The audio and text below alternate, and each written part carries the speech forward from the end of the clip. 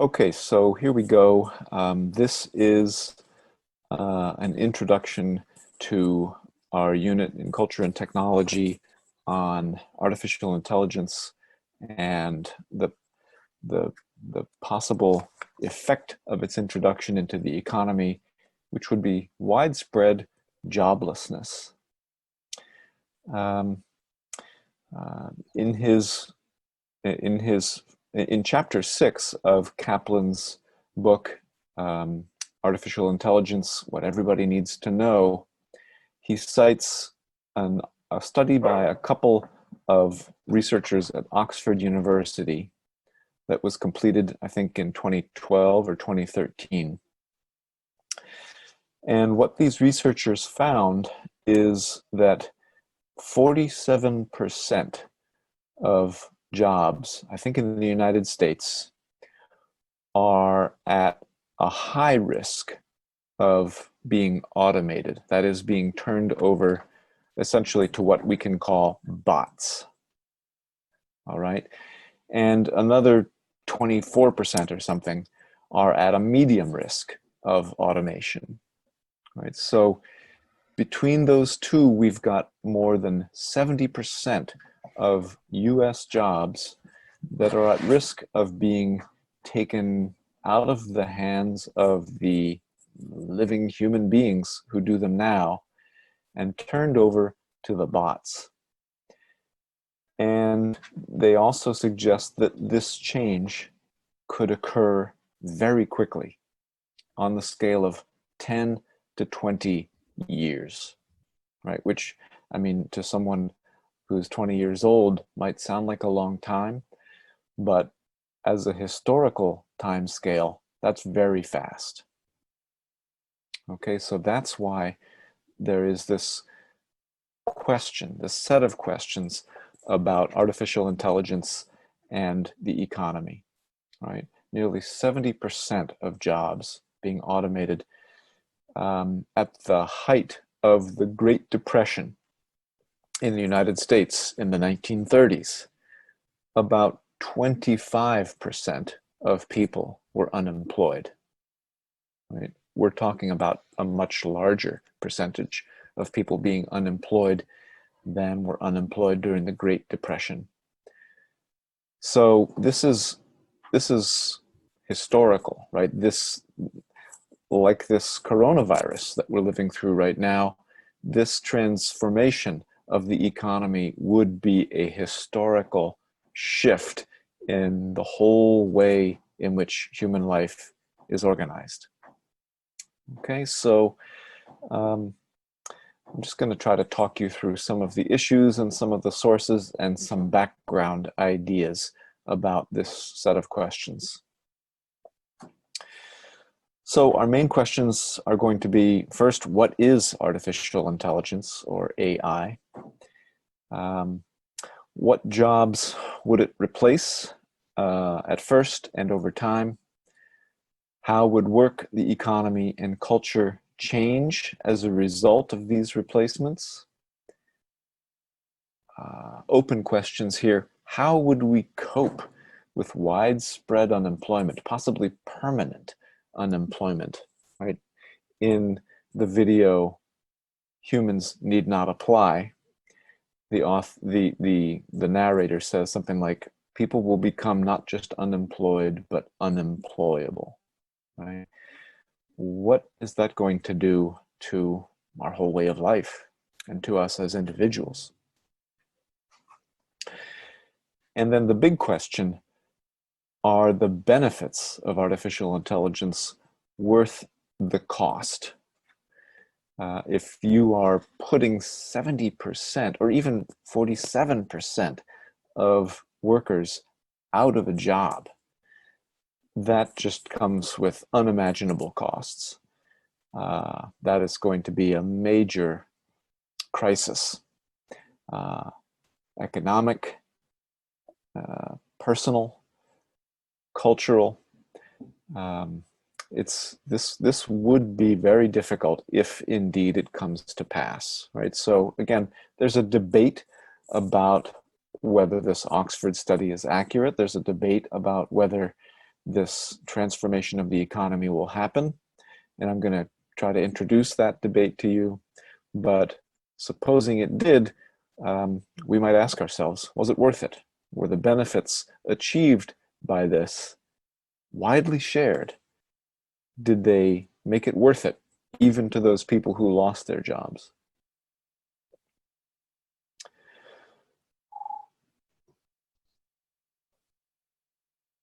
So, like you can see in the schedule on Talon, there are a number of videos on this issue. A couple of videos just about artificial intelligence itself, what it is, how long it's been around. I recommend those to you. And then also a couple of videos on the economic issue, right? There's Humans Need Not Apply, which argues that this is coming and we better get ourselves ready for it. And another video from Vox called The Big Debate About the Future of Work Explained, in which the journalist interviews an economic historian who argues that these fears are overblown. This is not likely, the economy will change with the introduction of artificial intelligence, but work is not going to go away. That is this economic historian's argument. So we'll come back to that in a minute. For readings, we have two. We have 2 chapters out of Jerry Kaplan's book, Artificial Intelligence, What Everyone Needs to Know. And we also have a novel, a very, like Brave New World, a novel which is impressive for its foresight. In 1951, when most Americans didn't even have a TV set, Kurt Vonnegut imagined an America in which most people didn't have work because most of the work had been automated. In a curious parallel to Brave New World, this transformation of the economy came after a world war. Writing in 1951, Vonnegut is writing after World War II, similar to the way in which Aldous Huxley was writing a little bit further in the wake of World War I. So yeah, he imagines an America in which machines do virtually all of the work, not only production work, but also administrative and managerial work, right? It's ultimately this big computer called EPICAC that makes the decisions about what people do for a job, if they have a job at all, or alternatively decides that they don't have the quote-unquote intelligence or skills to do any job, in which case, if they're a man, they have 2 choices. They can go into the army, or they can go into something called the Reclamation and Reconstruction Corps, right? Which is basically a job where you do nothing.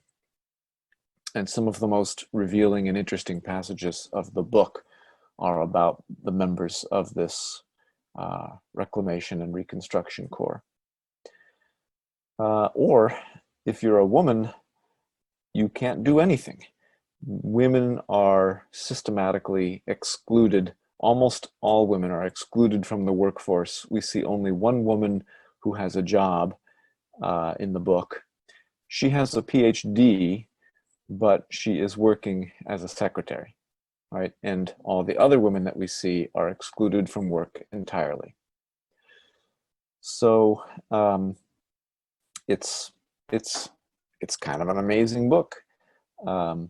Written in 1951. This is the first novel published by Kurt Vonnegut, whom you may have heard of as the author of Slaughterhouse-9, which was published later. A great kind of anti-war, strangely science fiction novel, right? I think of Vonnegut as a writer whose work, um, it's not all science fiction, but it's certainly got science fiction elements, time travel, aliens, this kind of thing. Okay, so those are some of the resources we'll be reading our way through and writing about and talking about. So for a fuller and better answer to the question, what is AI? I'm going to refer you to those videos that are posted on Talon. But here are a couple of things that we can say about it. I have in my office a book called Artificial Intelligence, A Beginner's Guide. I think that's the name of it, by a British scholar named Blake Whitby. He writes, artificial intelligence is the study of intelligent behavior and the attempt to engineer it in any kind of artifact, right? So to build artifacts, or let's call them machines or bots, that are themselves capable of intelligent behavior. And to unpack that notion of intelligent behavior, I have a little passage from one of the videos here in which the narrator of the video says, a machine has artificial intelligence if it can interpret data, learn from it, and use it to adapt and achieve specific goals. So some examples of artificial intelligence are probably very familiar to most of you. Siri and Alexa, right? So personal assistants, or I guess we could call them impersonal assistants because they're not really persons.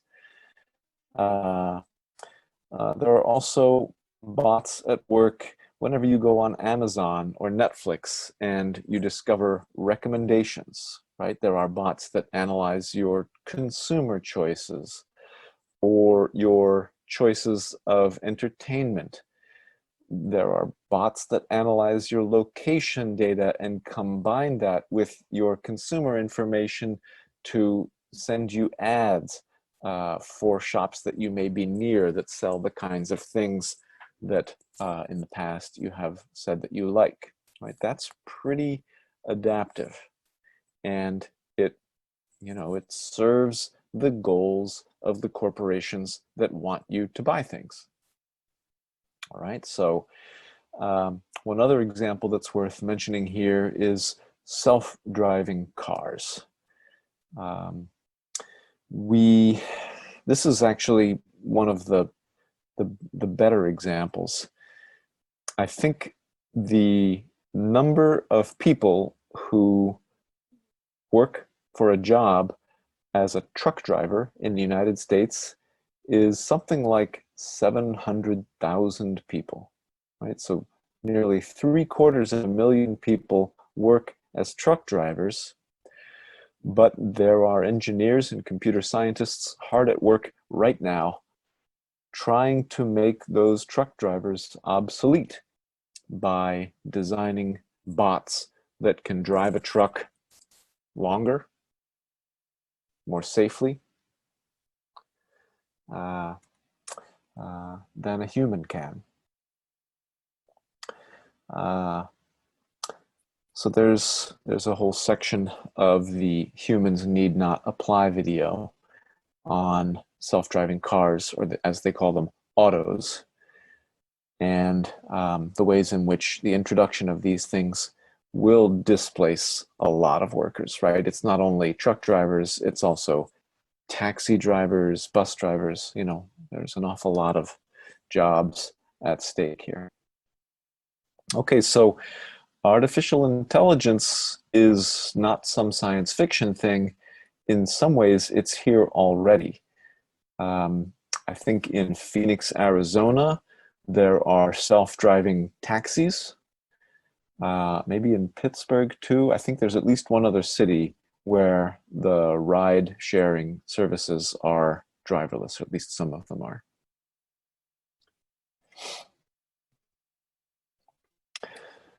So, from the School of Life artificial intelligence video, we get this distinction between three kinds of artificial intelligence. Only the first kind exists at the moment, and this is artificial narrow intelligence, specialized AIs that are designed just to do one thing, right? So drive a truck, or play chess, or read MRIs and try to diagnose medical conditions. All right, so if you compare a bot that can do any of those things, well, that can do one of those things, to a human being whose job it is to drive a truck or to read MRIs, we can see the difference between narrow AI and general AI. Right? A medical specialist might spend their days reading MRIs and diagnosing medical conditions, but then they get in their car and drive home. They cook a meal for their family. They parent their children. They, maybe do other things at home, right? Human beings have a kind of intelligence that is broad. It's capable of doing many, many different things, right? Everything from folding towels to solving calculus problems. So there is no artificial intelligence that has such a broad intelligence or general intelligence as that exists today. All existing AIs are examples of narrow AI. However, general AI, artificial general intelligence or broad intelligence, is a kind of goal for the research community. And general AI is also related to the last category, super intelligent AI. So suppose that in 10 years or 20 years, researchers are able to produce a general, all-purpose artificial intelligence system. I think the idea then is that that system would be able to, in a sense, go to work on itself, right? It would be able to redesign and improve itself through a process called recursive self-improvement. And what people who write about these things say is that the period of time between the achievement of a general artificial intelligence and the emergence of a super intelligent AI, that is, an artificial intelligence system whose intelligence exceeds by a long shot the individual and collective intelligence of human beings, right? It could be a very short time between the achievement of general AI and the emergence of superintelligent AI.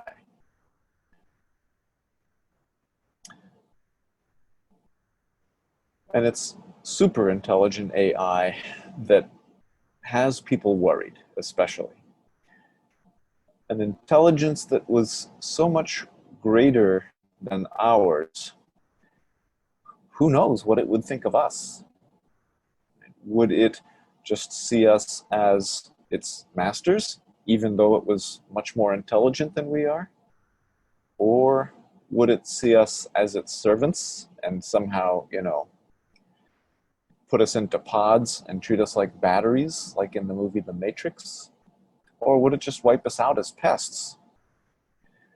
These are totally speculative concerns, but concerns that at least have their feet on the ground in some sense.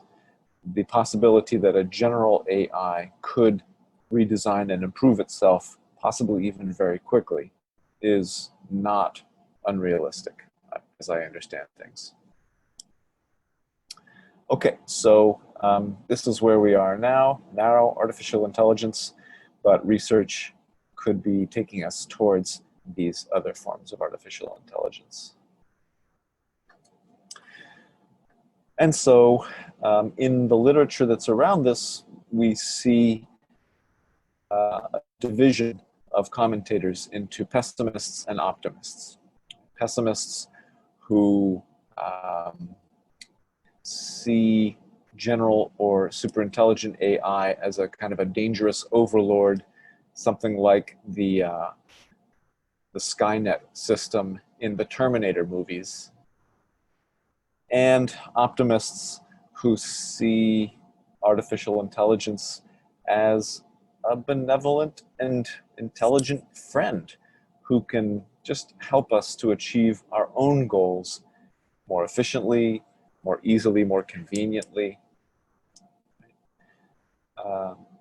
They even imagine a kind of age of abundance where production costs go very low and goods, consumer goods, become very inexpensive just because we no longer have to pay people to do the work of producing them.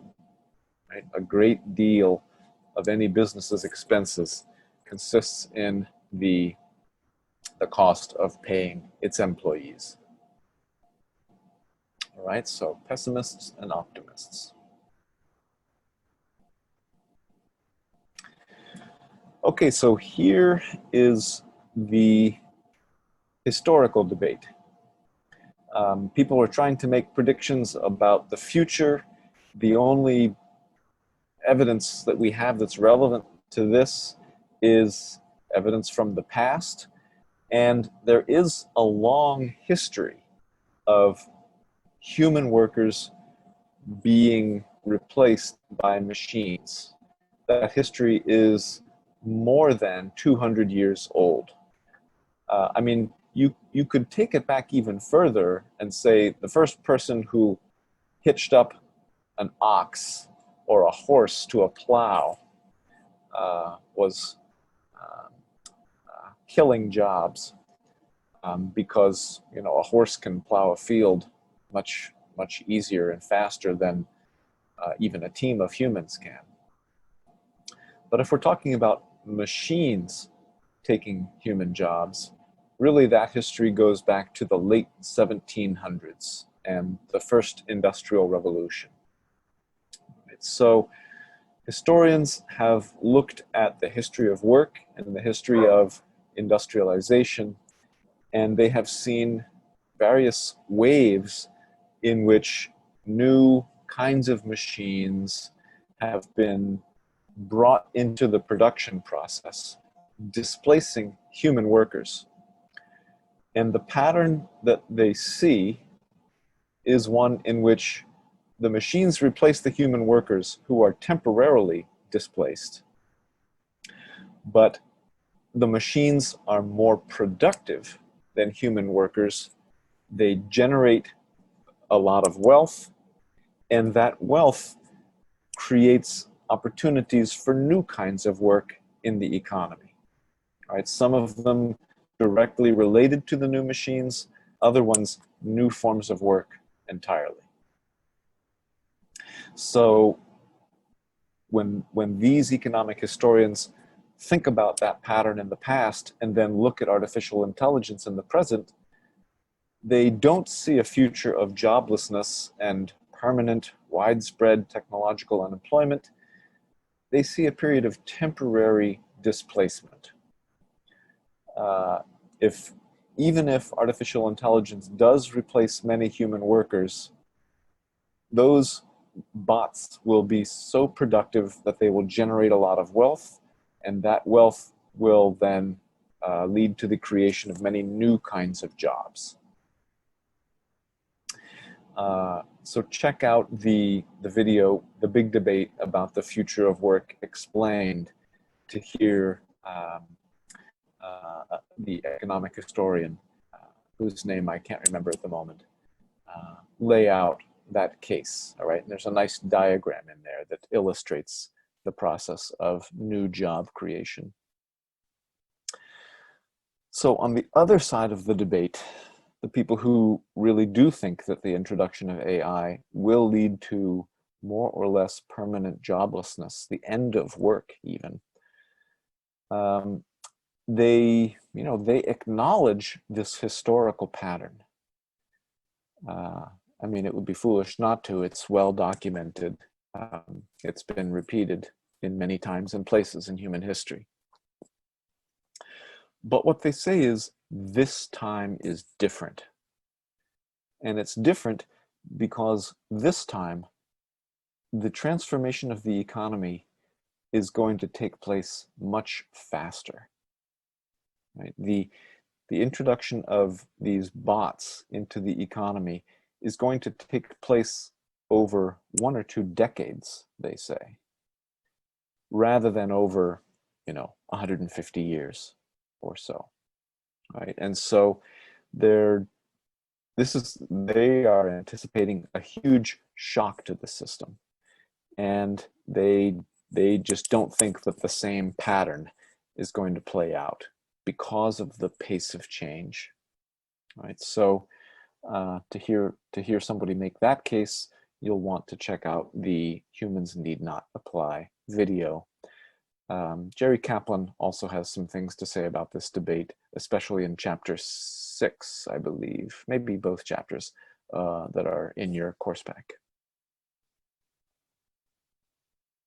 All right, so those are the main positions in the debate.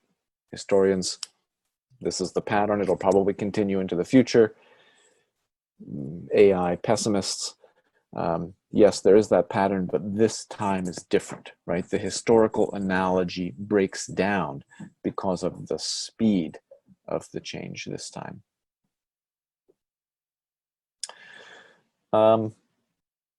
Very brief little comment on the history of artificial intelligence itself. It's a pretty recent thing. It was named in 1956 by a guy named John McCarthy, who was speaking at a conference at Dartmouth College. It's been a kind of boom and bust development since then. People talk about the 1970s as a kind of AI winter. That is a period when activity just kind of slowed down or almost ceased. But my understanding is that especially since about 2010, it's an AI spring or summer because of 2 major changes. This is the argument made in the Crash Course Artificial Intelligence video. First, maybe you've heard of Moore's Law. Moore's Law has to do with microchips, with the amount of data that can be stored or processed by a microchip. And Moore's Law is that the amount of data that can be processed by a microchip doubles every 5 years. Right? So if you think about that, that is an exponential rate of increase, right? If that capacity is 1 this year, then in 5 years it's 2, in 10 years it's 4, in 15 years it's 8, in 20 years it's 16, right? It's an exponential rate of increase, right? So computing power has increased quickly to the point where there are some very, like the computer on your phone is probably more powerful than the largest mainframe computers that the United States government developed, I think as part of the war effort after World War II. Well, during and after World War II. Don't quote me on that history. I have to go back and check that. The first mainframe computers did emerge, I think, in the years after World War II. So that's one historical condition that has enabled the further development of AI. The second one is just the vast amounts of data that we are all producing, digital data that we are all producing ever since the early 2000s, right? One of the things that artificial intelligence does is it learns from data, right? In order for it to learn how to recognize that this shape is a cat and that shape is a dog, it has to look at thousands or millions of images of cats and dogs, right?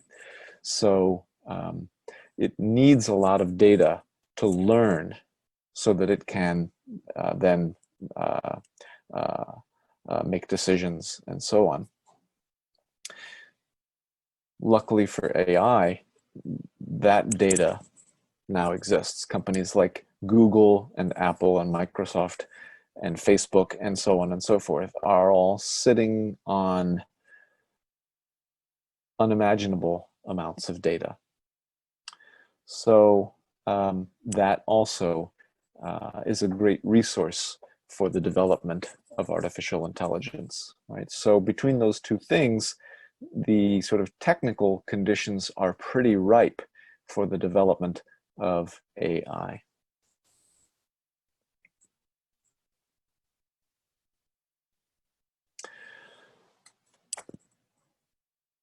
So I wanted to introduce you to the Luddites.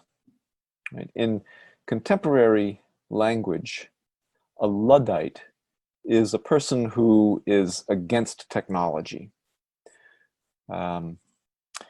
Someone who will only use a typewriter or a pencil to write instead of using a computer. Someone who refuses to get a cell phone and sticks to their landline just because they don't like new technology. But that's not exactly what the original Luddites were. The term is about 200 years old, and it comes from a chapter in the early history of the Industrial Revolution. In particular, the industrialization of textile manufacturing. So up until the middle of the 18th century, textiles were produced by people working at home for the most part. They would spin yarn. This was typically women's work, and then weave the yarns, whether of wool or of cotton, into fabric on looms, which they often had in their homes, and which were operated basically with human power, right? You can go on YouTube and see videos of people operating historic spinning wheels and human-powered looms for weaving. There was a kind of transitional period when some clever inventors, especially in the Lancashire region of England, which is not far from Liverpool for you football fans.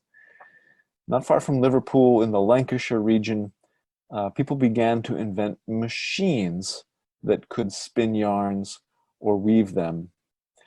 And those machines were powered by water, right? So this is why many textile mills are still situated along a river, because they would tap into the power of the running water in the river to drive the machines in these mills.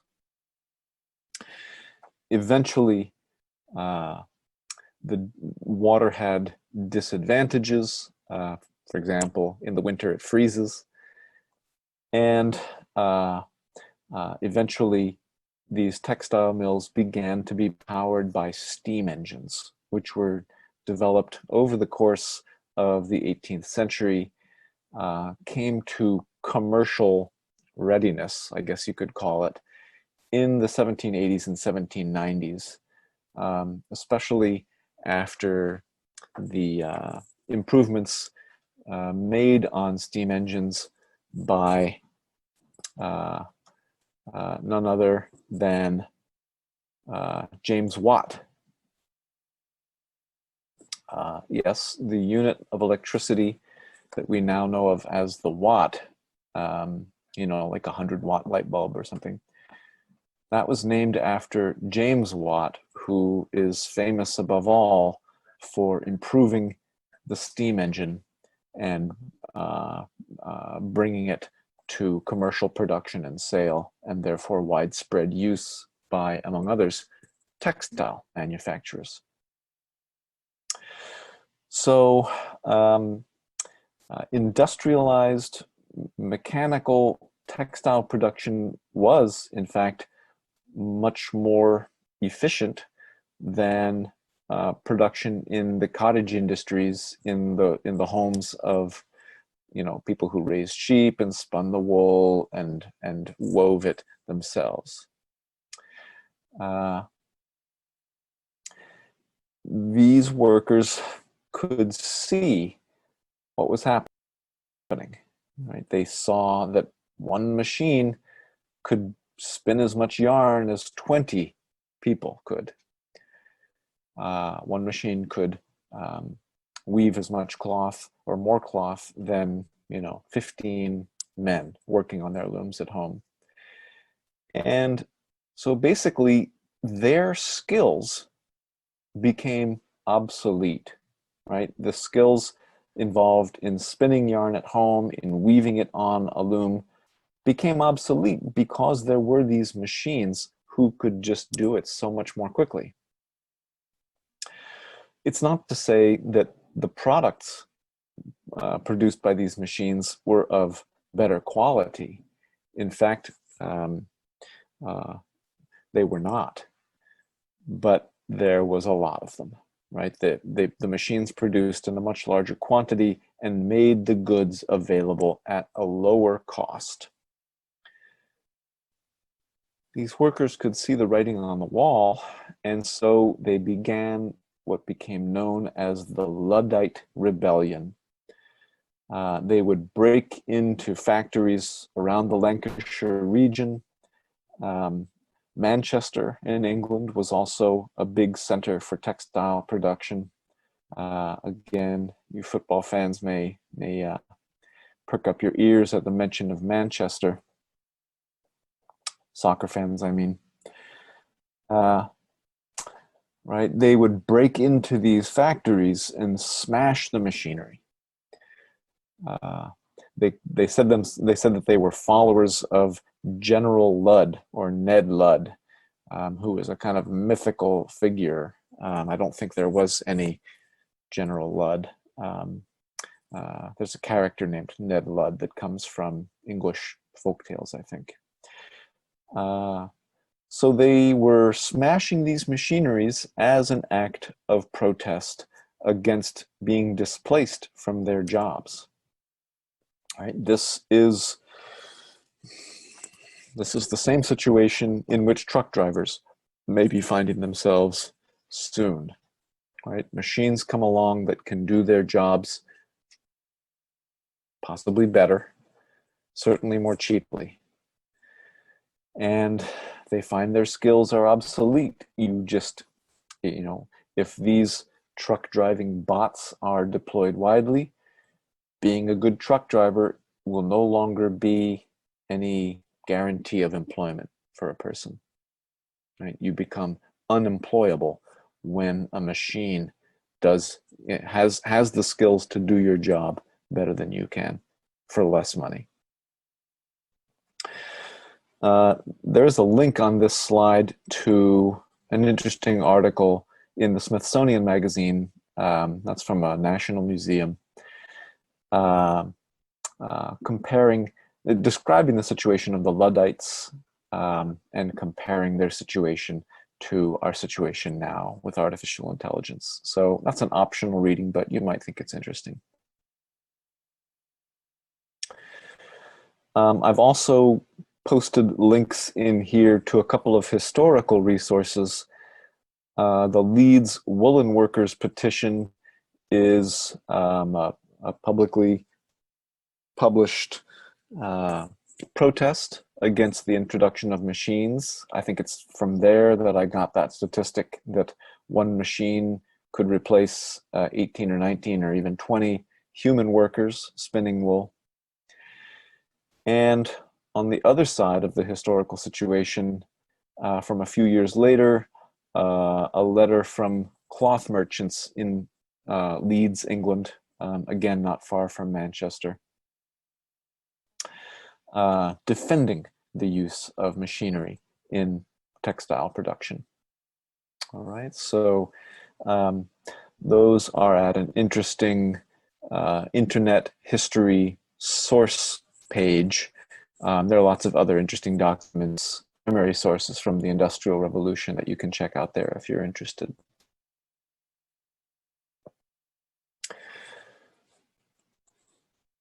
Okay, so this slide, the point of this slide is just to illustrate the claim made by some AI pessimists who think that the changes that they're anticipating with artificial intelligence and automation are actually going to be historically unprecedented.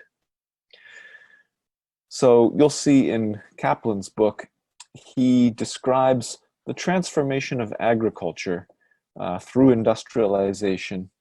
He says that between 1870 and 2008, the percentage of US workers who were employed in agriculture dropped from between 70 and 80% in 1870 to less than 2% in 2008. I don't know if any of you come from farming families or have grandparents who lived through the farm crisis of the 1980s, but basically what happened was more affluent farmers who were able to invest in new machinery were more successful. They were able to produce more at a lower cost. They thrived economically, whereas their neighbors who were less able to invest in new machinery, many of them lost their farms, ended up having to sell their farms at very cheap prices to their more successful neighbors.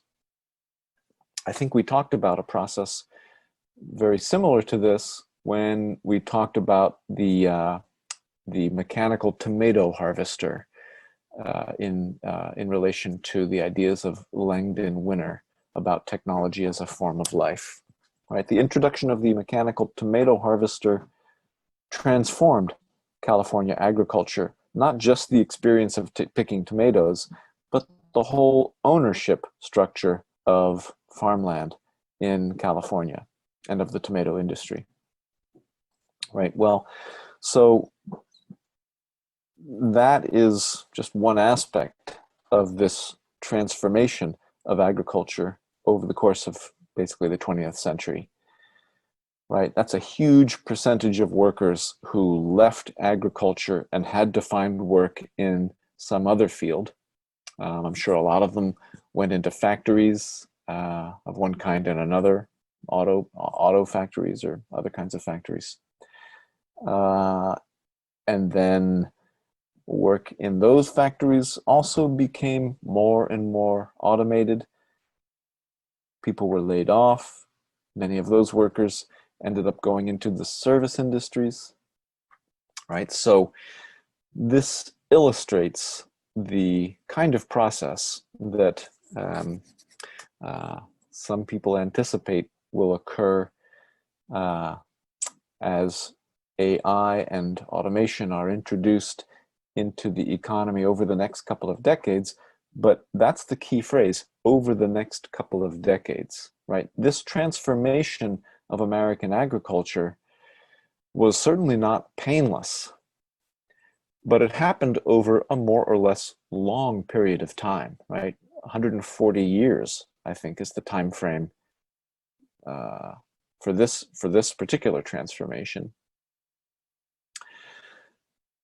Imagine that many people had to leave agriculture over the course of 20 years rather than the course of 140 years, right? The capacity of the economy to absorb that many displaced workers, one has to believe, is pretty low, right? It took time for new jobs to emerge, for people who had formerly been in agriculture to work in, right? That just doesn't happen overnight. So if artificial intelligence and automation displace people from jobs quickly,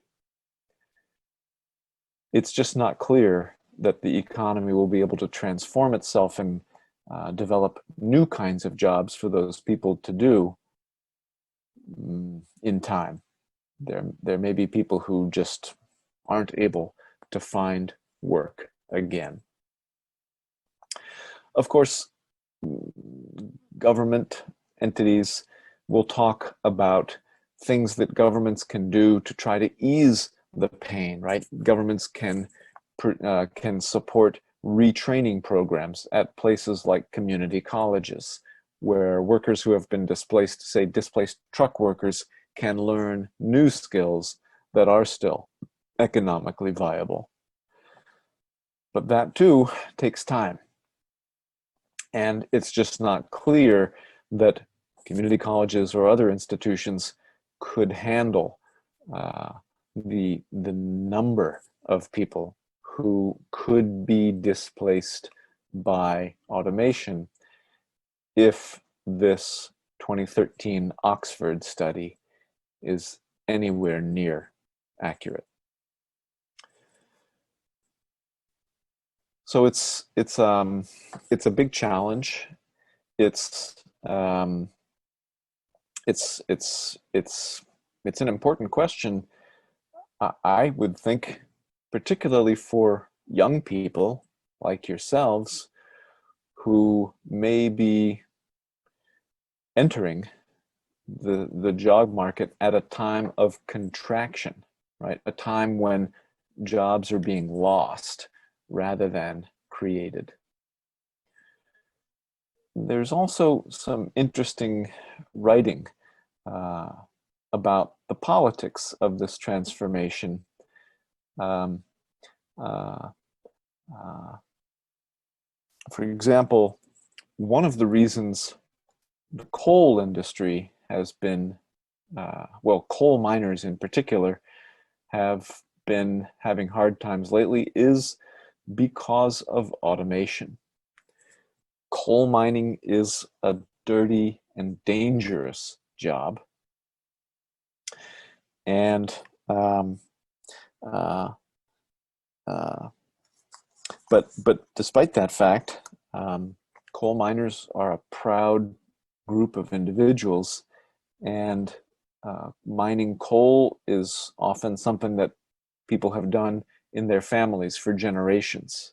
And so mining coal is part of their identity.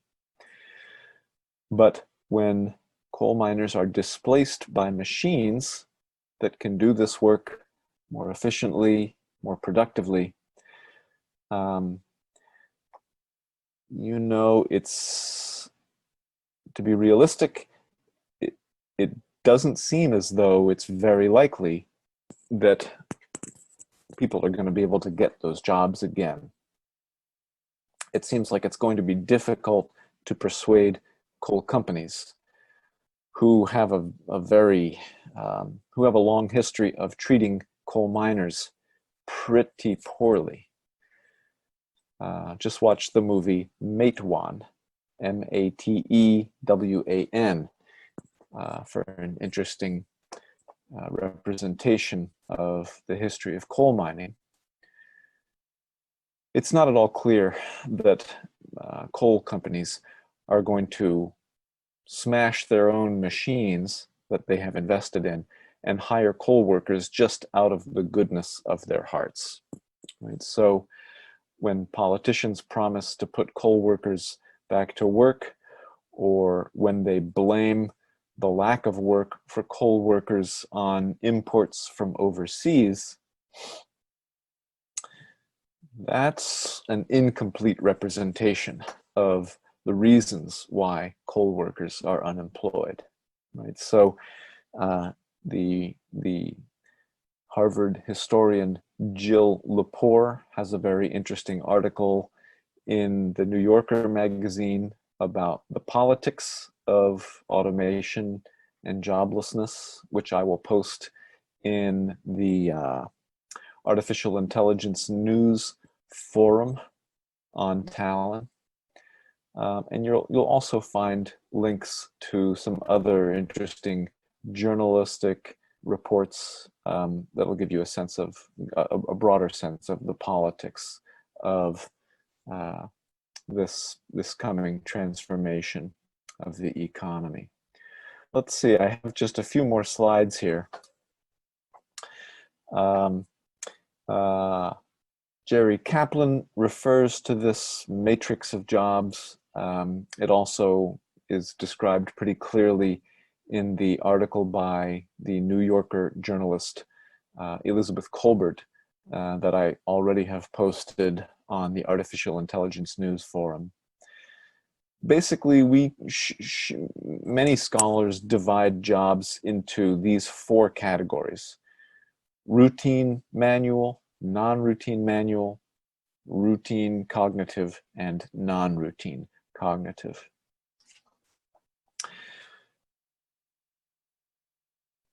So as Colbert points out, the non-routine cognitive jobs are typically the highest paid. The non-routine manual jobs are often the lowest paid. But it is the routine jobs in both categories, manual and cognitive, these more middle-class jobs, or at least at one time working on an auto factory assembly line was a middle-class job. These jobs, the routine jobs, are the ones which are at the most immediate threat of being automated. So in chapter 6 by Jerry Kaplan, he has long lists of job categories organized by which ones are at highest risk of being automated. I'd be curious to know if you have members of your family or friends who work in those occupations, which many scholars believe are likely to be among the first to be automated.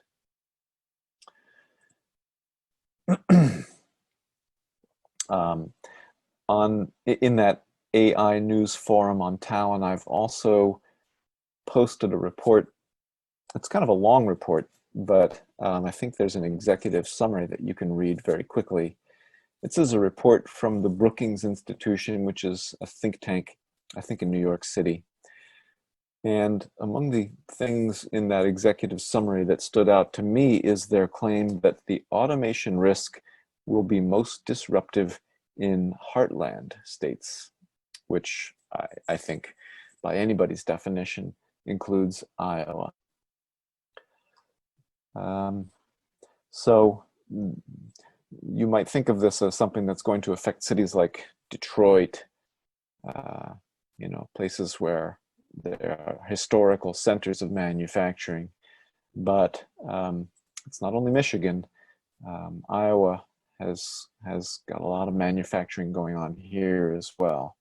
And so apparently Iowa is at a greater risk for this kind of job displacement than some other places, according to the Brookings Institution anyway. So before I finish up, just a couple more slides here to highlight some of the science fiction themes which I think you'll see playing out in Player Piano, which again is this novel about an America in which most of the work has been automated.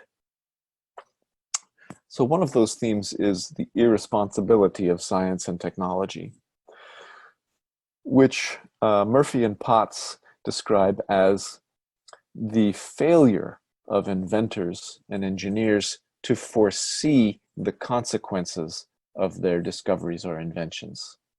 Right? So for example, in the novel Frankenstein by Mary Shelley, Dr. Frankenstein doesn't give much thought ahead of time to what he's going to do with this artificial human that he creates, right? He's so obsessed with the question, can it be done, that he doesn't think really at all about what he'll do with this quote unquote monster once he has produced it.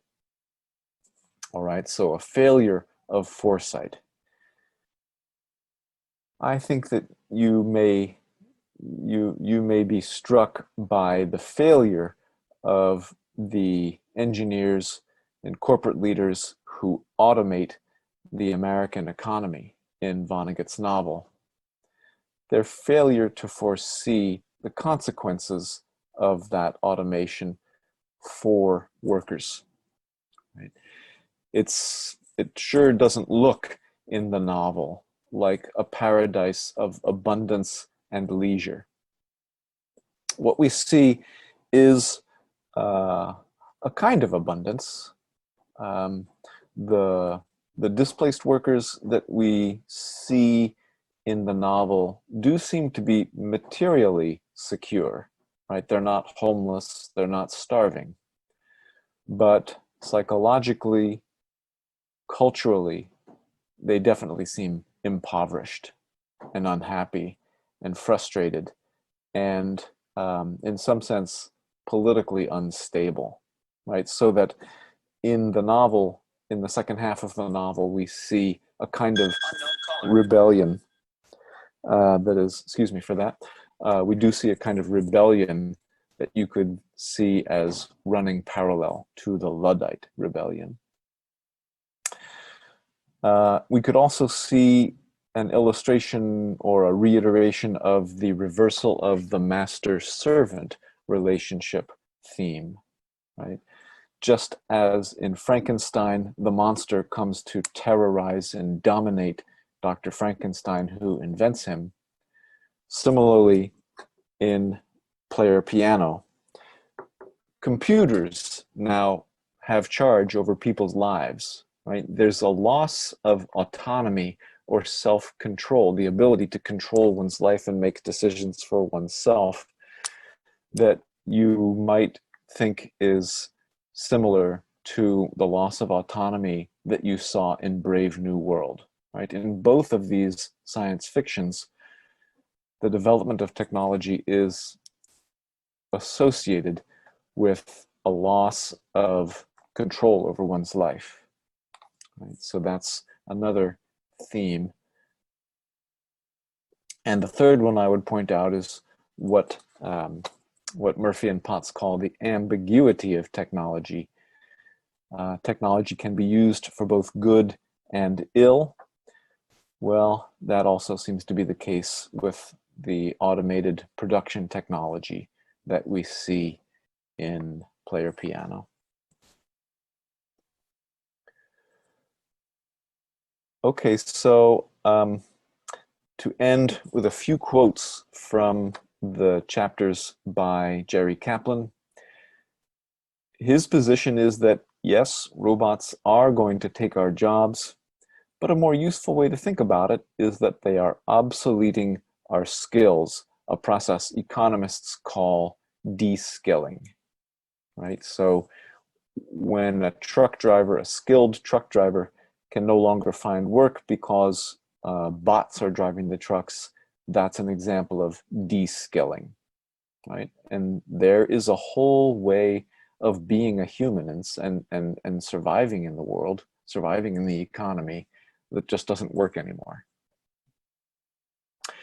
As a result, Kaplan says, we may face a difficult choice: change our economic system to deal with the resulting social upheaval and preserve the economic growth, or suffer through some very hard times while witnessing the seeming contradiction of increasing productivity amid widespread poverty. Right? Again, the idea is that the economic gains associated with automation will not be distributed equally or justly.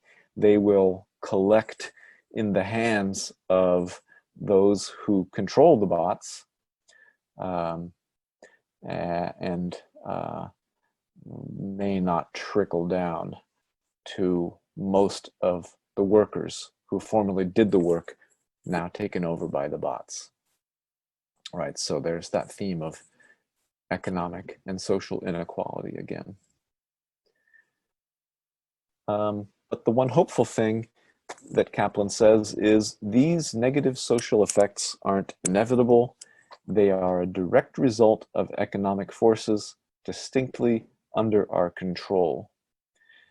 And this reminds me of a point made by David Nye, writing about the history of technology, which is this: technological change is not inevitable, right?